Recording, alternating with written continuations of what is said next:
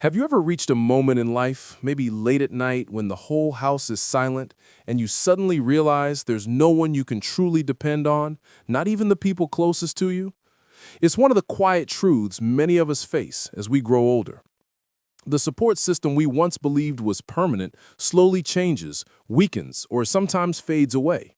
Our children, with full hearts, get busy with their own careers and families. Old friends relocate to be near grandkids. Some become ill. Some are no longer here. And slowly, a heavy question settles in your heart. Who is really standing with me now? That question can hit harder than we expect if we're not prepared for it. But what if I told you this feeling is not the end, but the beginning of something stronger? As a family physician with more than 3 decades of listening to the quiet worries of people in their 70s and 80s, I've learned a powerful truth. Real stability, the kind that brings true peace, often doesn't come from family alone. And this isn't some theory from a book. It comes from real lives and real people. I remember a 79-year-old man named Walter who found more strength and confidence in his daily morning walks than he ever did in weekly phone calls. His story completely reshaped the way I see aging. This video isn't about blaming anyone. It's about giving you back your power. Today we're going to explore the 5 true pillars of support you can start building for yourself right now. These supports are quiet, dependable, and they won't fail you. And please stay with me through all 5, because the final one, what I call your personal code of values, is the strongest of them all. It's what grounds your soul. It's what gives you the strength to face anything with dignity. Everything I share today comes from real experience. It's built on decades of conversations, true stories, and real-life observations from my medical practice. This is about life as it is lived, not just what you read in textbooks. Before we begin, let me ask you something honestly. Have you ever felt this way?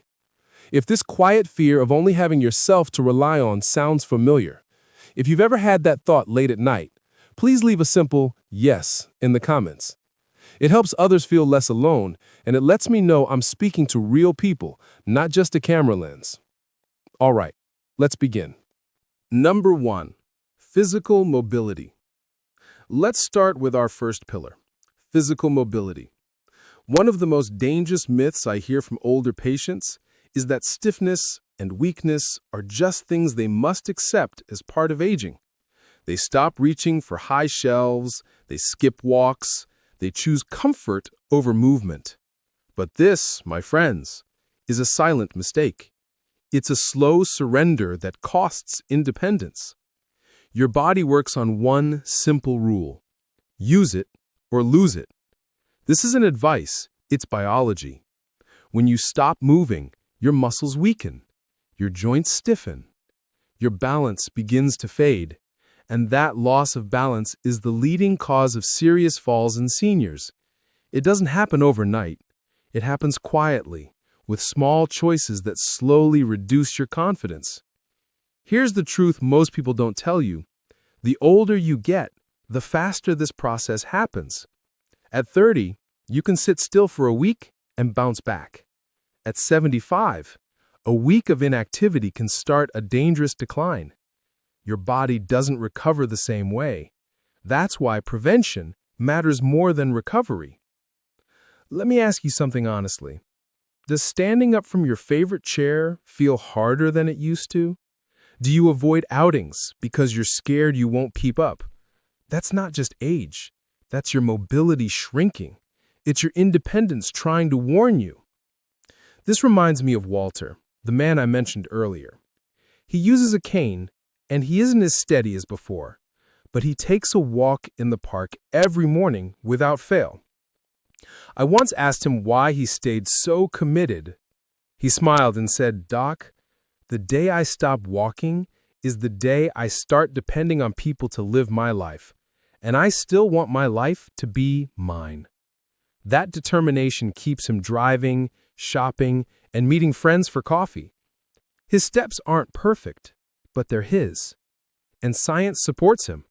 Multiple studies in aging and health journals show that just 15 minutes of daily walking improves balance, strengthens leg muscles, and lowers fall risk in seniors. It's one of the most effective tools we have for healthy aging. So, here's your mission. Don't wait for a prescription. Give one to yourself. Start with a 10-minute walk every day. Inside your home, outside on your street. The distance doesn't matter. The consistency does. This is how you protect your freedom.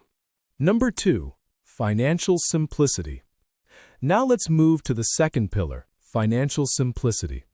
Many people believe more money equals more safety, but in my experience, more confusion causes more stress than less money ever does. Multiple accounts, several credit cards, endless subscriptions, it all becomes mental noise.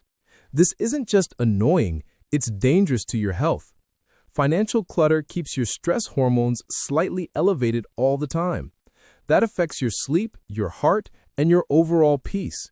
It's like trying to relax while listening to a low, constant alarm in the background. As we get older, handling complexity becomes harder. What felt manageable at 55 can feel overwhelming at 75. And that creates a quiet fear. What if I miss the bill? Or what if I run out? This fear steals your peace. Ask yourself honestly, do you avoid checking your bank account? Do you feel anxious opening the mail? That tension isn't laziness, it's your mind telling you things are too complicated. I remember a 73-year-old widow named Eleanor. After her husband passed, she was buried under confusing accounts and paperwork. She felt paralyzed just looking at it. But she made one brave decision. She met with a trusted advisor and simplified everything. She closed extra accounts, she kept just one card for emergencies, and she even started a small jar at home where she'd save a little cash, calling it her peace jar. She told me, it's not about the money, it's about feeling in control again.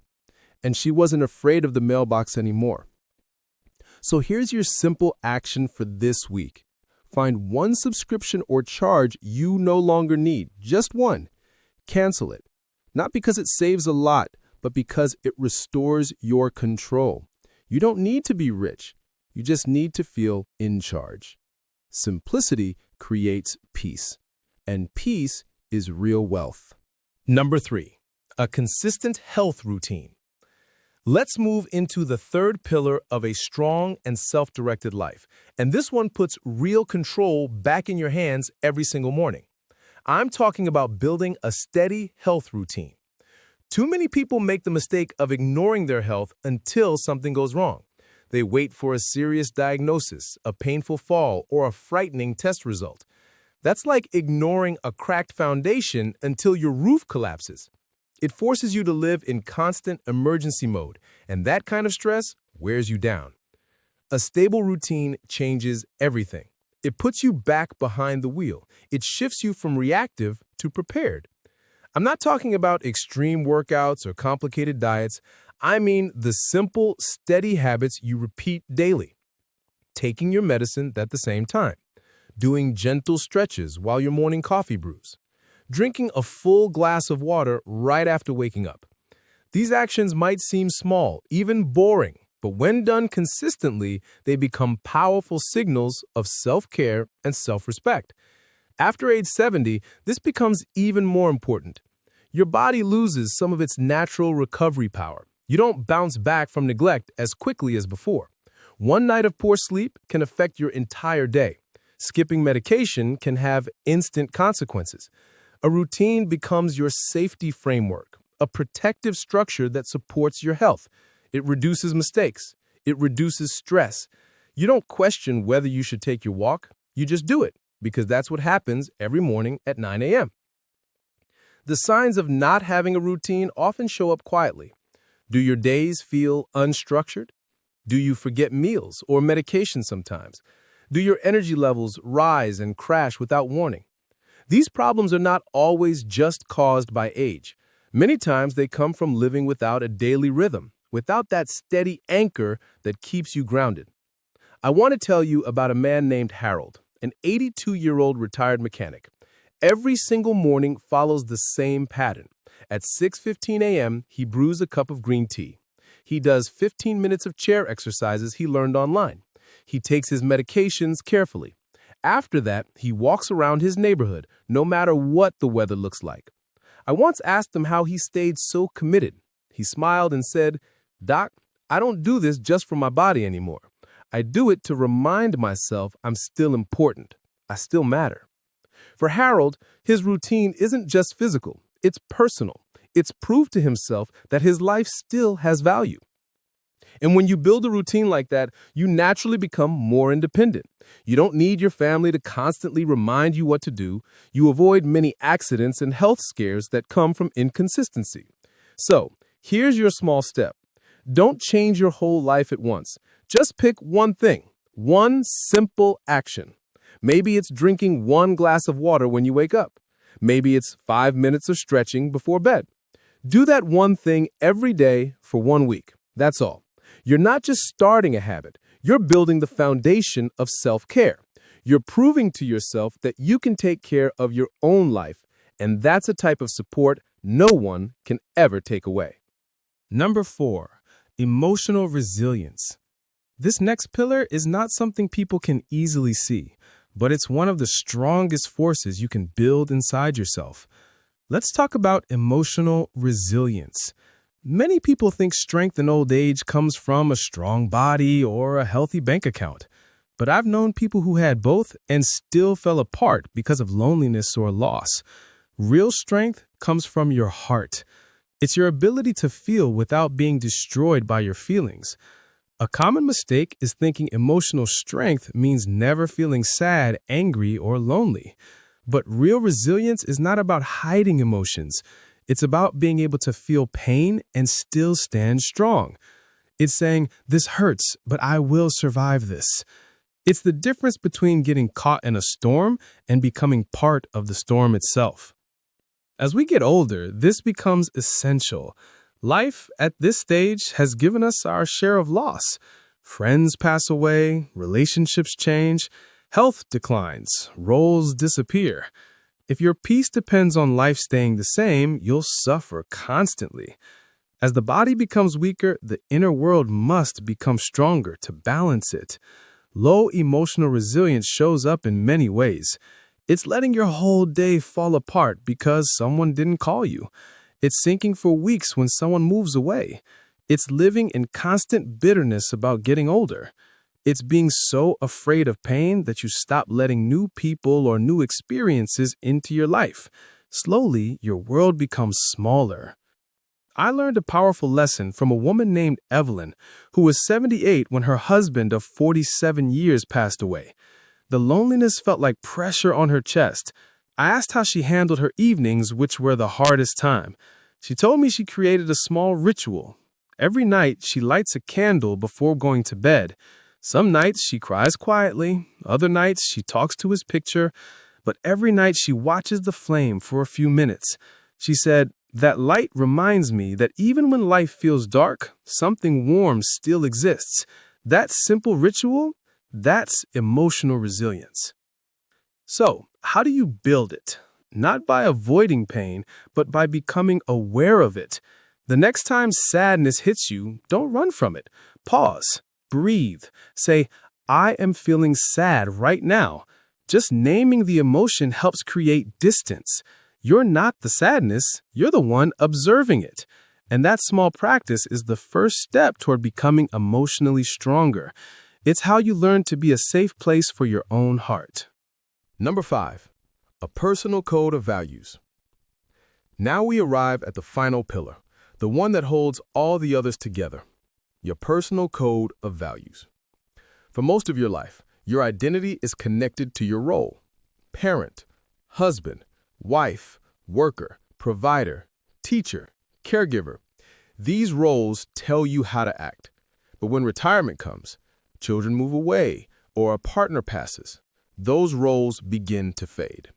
And without them, many people feel lost.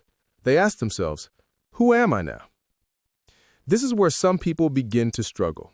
They start searching outside themselves for meaning, waiting for someone else to give them purpose. But the strongest seniors I have ever met look inward. They don't live by a role anymore. They live by their values, by a personal code they choose for themselves. This becomes extremely important in later years because it frees you from needing constant approval. You're not controlled by whether someone praises you or ignores you. Your peace comes from knowing you're living according to your own truth. That kind of security can't be shaken. Without a clear code, life starts to feel empty. You feel easily offended. You feel lost. You make decisions just to please others, even when it goes against what you believe. And deep down, you feel directionless. I once met an 84-year-old man named Franklin at a local community center. He wasn't rich or famous, but people respected him deeply. I asked him why he always seemed so calm. He smiled and said, "I live by 5 simple rules." Then he shared them. 1. Always speak honestly, but gently. 2. Never waste food. 3. Return what you borrow in better shape than you got it. 4. Forgive quickly because resentment only poisons you. And 5. Go to sleep with a clear conscience. Those rules guided his entire life. They helped him make decisions without confusion. He knew exactly who he was. Now it's your turn. Your action step is simple. One day this week, sit down with a piece of paper. Write at the top what I stand for. Then write 3 principles that matter to you. They can be very simple. Be kind. Stay curious. Speak with respect. These are your anchors. These are your roots. This is how you build inner strength. As we come to the end of this message, think about how we started. That quiet fear of having no one to rely on. The people we talked about today, Arthur walking for independence, Carol finding peace through simplicity, Harold building strength through routine, Evelyn facing grief with her candle, and Franklin, guided by his values, all had that same fear. But they didn't wait for someone to save them. They built their own support system. And if this video helped you even a little, please give it a like. It helps this message reach others. And if you want more content like this, hit that subscribe button and tap the bell so you don't miss our next video. You're not just subscribing, you're becoming a part of a community that believes in aging with strength and dignity. Now think of one person, just one, who needs this message. Share this video with them. It might be the light they need today. Thank you for watching, take care of yourself, and I'll see you in the next video.